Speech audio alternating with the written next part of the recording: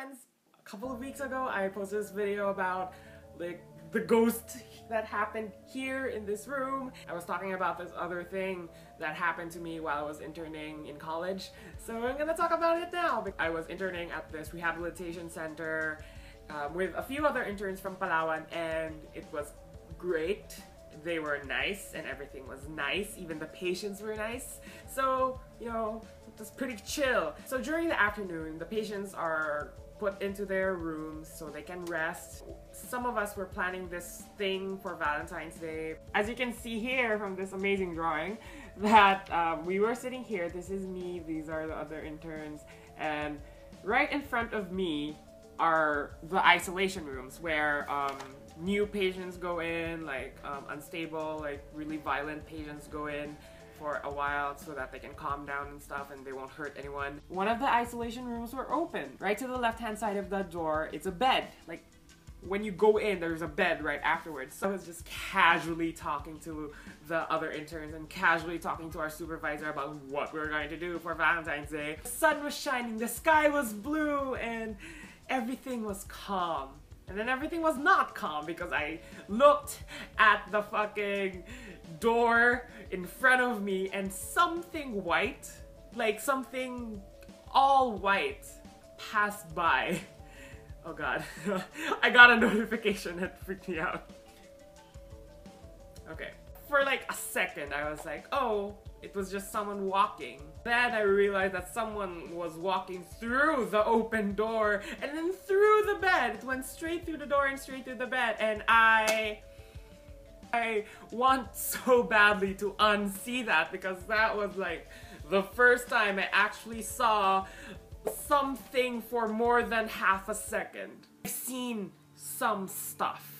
Not like intense stuff, like I didn't see anyone in the mirror, knock on wood. I didn't see anyone like in the darkness in my room.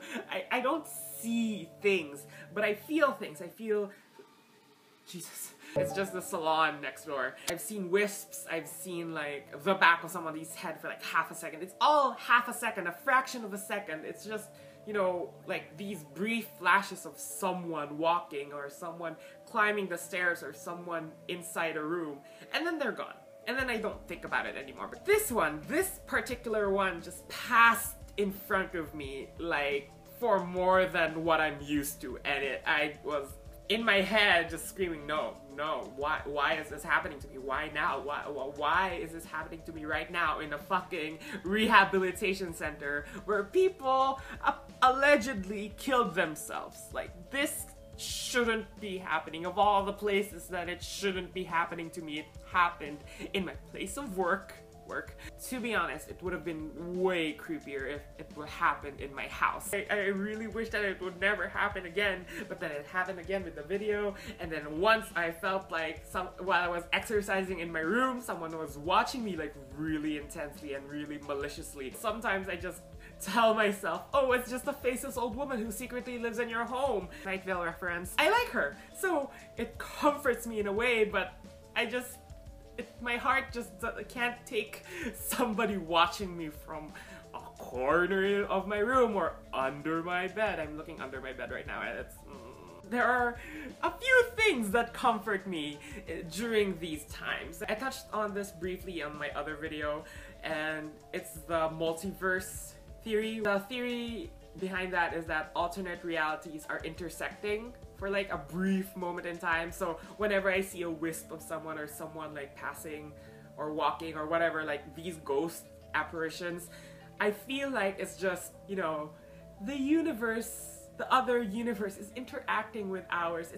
It's intersecting with that brief moment in time, and it just disappears. Maybe that person who I see passing by, you know, saw me too, standing there in horror. Another theory of mine is that I'm having memory cues. There are a ton of memory cues stored up in our heads, and whenever we are in a situation where those cues line up and where those cues are like the same or the same enough for a different memory, that memory pops up like really subconsciously, and I feel like, you know, it's a weird sort of deja vu where I remember this really like obscure memory of some relative or some friend passing by in front of somewhere. Everything is just in the right place at the right time. My mind is just playing tricks on me, literally. Like, there is a literal scientific explanation for this. I let myself, you know, lean towards the possibility of the supernatural because, you know, as someone who's still